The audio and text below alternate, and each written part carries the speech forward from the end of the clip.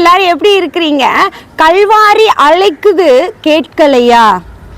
எதற்காக ஆண்டவர் நம்மளை அழைக்கிறார் என்று சொல்லிதான் இன்றைய நாள்ல நம்ம பார்க்க போகிறோம். முதலாவது காரியம், தவறி விழுதல் மனித இயல்பு.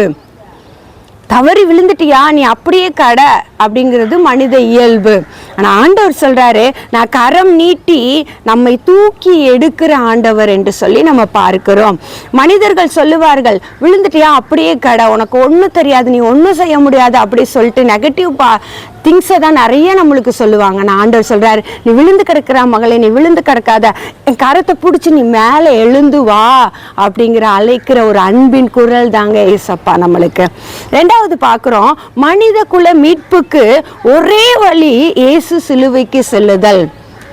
சிலுவையில இயேசு ரத்தம் சிந்தாவிடில் மனித குல மீட்பு அடையவே முடியாது. நம்முடைய தவறுகளுக்காக, நம்முடைய பாவங்கள், நம்முடைய அக்கிரமங்களுக்காக ஒரு ஆடையோ கோழியோ கொண்டு போய் பலி செலுத்துகிறோம்.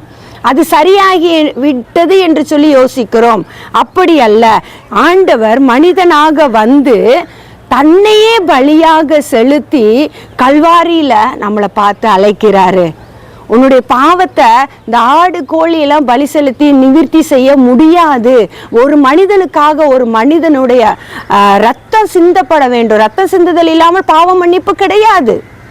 அப்போ ஒரே வழி இயேசுதான் என்று சொல்லி நம்ம பார்க்கிறோம். மூன்றாவது, நம்முடைய வலி, நம்முடைய வேதனை, நம்முடைய காயம், மறக்க முடியாத சில காரியங்களை போட்டு நம்ம யோசிச்சு கொண்டே இருக்கிறோம். அதை மறக்க முடியல, மன்னிக்கவும் முடியல. கல்வாரி இன்றைக்கு நம்மளுக்கு என்ன கற்றுக் கொடுக்கிறது? இவைகளை மன்னி அவைகளை மறந்தும் விடு என்று சொல்லி ஆண்டவர் நம்மளை நோக்கி பார்த்து சொல்லுகிறார். இது எல்லாம் நம்மால கண்டிப்பா செய்யவே முடியாது ஒரு மனிதனால. ஆனால் ஆண்டவரால நம்மளுக்கு செய்ய வைக்க முடியும் என்று சொல்லி நம்ம பார்க்கிறோம். மார்க் 2:17 போடப்பட்டிருக்கு, இயேசு அதை கேட்டு, பிணியாளிகளுக்கு வைத்தியம் வேண்டியதை அல்லாமல் சுகமுள்ளவனுக்கு வேண்டியதல்ல, நீதிமான்களை அல்ல, கேளுங்க, நீதிமான்களை அல்ல, பாவிகளையே மனம் திரும்புகிறதற்கு அழைக்க வந்தேன். ஒரு நல்லவனுக்காக ஒரு நல்லவன் இறக்கலாங்க. ஆனால் நம்ம பாவிகளா இருக்கையிலேயே கிறிஸ்து எனக்காக சிலுவையில் ரத்தத்தை சிந்தினார் பார்த்தீங்களா?